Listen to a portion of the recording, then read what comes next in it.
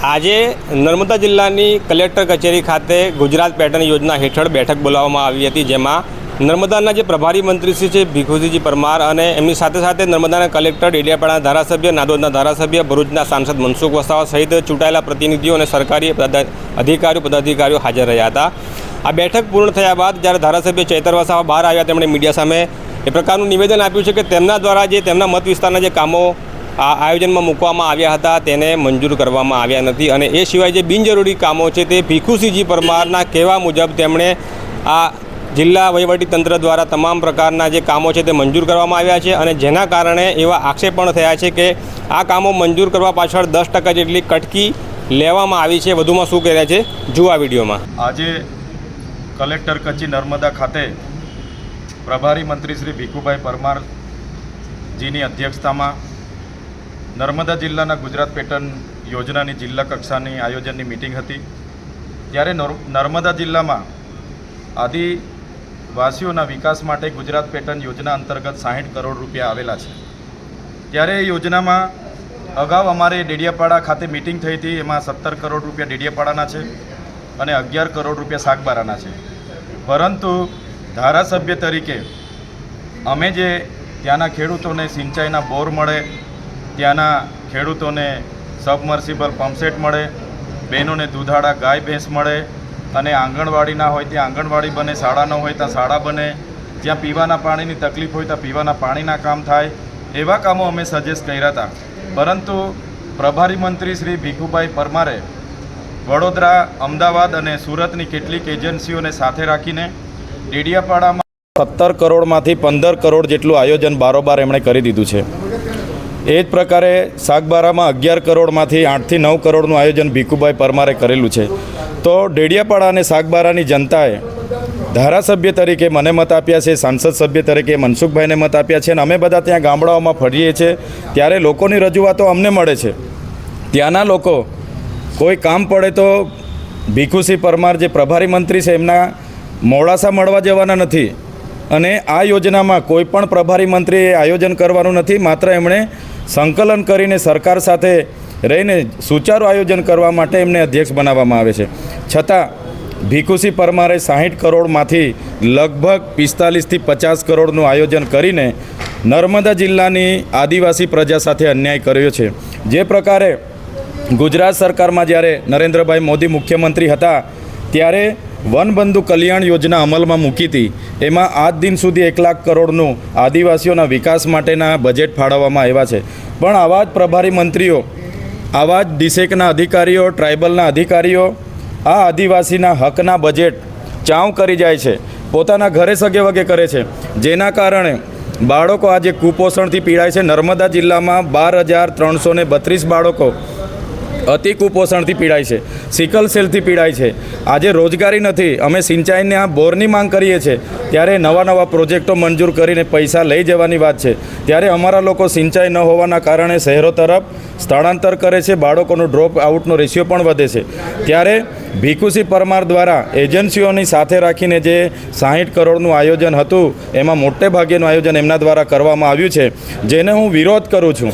જો આવનારા દિવસોમાં આમાં સુધારો નહીં કરવામાં આવે, અમારા લોકોના પીવાના પાણીના, રોડ રસ્તાના, આંગણવાડીના, શાળાના ઓરડા, ખેતીવાડીના બોર અને પશુપાલન માટેના ગાય ભેંસ મંજૂર નહીં કરવામાં આવશે તો આવનારા દિવસોમાં અમે અમારા વિસ્તારના લોકોને સાથે રાખીને ભીખુસિંહ પરમાર જે પ્રભારી મંત્રી છે એમની સામે, અધિકારીઓ સામે અમે આવનારા દિવસોમાં ગાંધી ચિંધ્યા માર્ગે આંદોલન કરીશું। આમાં અમે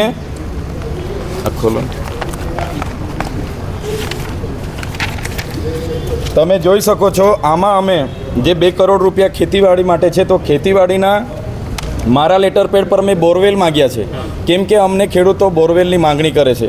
બીજું કોઈને મોટર ના હોય તો મોટરની અમે માંગણી કરેલી છે। એ જ પ્રકારે પશુપાલનમાં અમે ગાય ભેંસની માંગણી કરેલી છે। એ જ પ્રકારે સિંચાઈના લાભાર્થીઓ માટે અમે સિંચાઈના બોર વાઇઝ માંગણી કરેલી છે કે ખેડૂતોને સિંચાઈના બોર આપવામાં આવે। એની જગ્યાએ આ લોકોએ એમણે આ ભીખુસિંહ પરમારની સૂચનાથી પ્રવાહી સેન્દ્રિય તત્વ 32 લાખના, સંકલિત જીવાત 11 લાખનું, સંકલિત પોષણ 18 લાખના, કિચન ગાર્ડન એવા ઝટકા મશીન એવા હાવ કામ જે લોક ઉપયોગી નથી એવી યોજનાઓ મંજૂર કરીને બારોબાર એમણે અહીંના આદિવાસીઓના પૈસા વાપરી નાખ્યા છે. તમે જોઈ શકો છો એ જ પ્રકારે બીજી અનેક યોજના છે જેમાં પણ એ લોકોએ હાવ તમે જોઈ લો. આજે શાળાઓની અમે માંગણી કરી તો એ લોકોએ 3D ક્લાસરૂમ, હવે શાળા જ નથી તો તમે કાં 3D ક્લાસરૂમ બનાવવાના છો? કૂલર પૂરા પાડવા, હવે ઓરડા નથી, તમે કૂલર માટે ટાંકી કામ મૂકવાના છો? નળિયાવાળી નિહાળ છે અમારે ત્યાં જો જૂની, આસન પટ્ટા માટે આ 25 લાખ 20 લાખ, આ 50 લાખ, શાળાઓ અપગ્રેડ કરવાના 50 લાખ, એટલે કલર મારવાના 50 લાખ. કઈ શાળાના? એટલે એમના લાગતા વળગતા કોન્ટ્રાક્ટરોના કહેવા પ્રમાણે, બહારના NGOના કહેવા પ્રમાણે આ બધી ગ્રાન્ટ એમણે બારોબાર વાપરી કાઢી. મેં ડેડિયાપાડામાં 17 કરોડમાં આયોજન આપ્યું, માત્ર 50 લાખ જેટલા મારા આયોજન આવ્યું છે તે પણ RCC રોડ એટલા મારા મંજૂર એમણે કર્યા છે.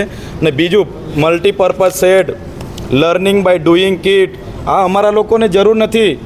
અમારા લોકોને શાળાના ઓરડાની જરૂર છે, આંગણવાડીની જરૂર છે, અમારા લોકોને સિંચાઈની જરૂર છે, અમારા લોકોને શિક્ષણની જરૂર છે, રોડની જરૂર છે.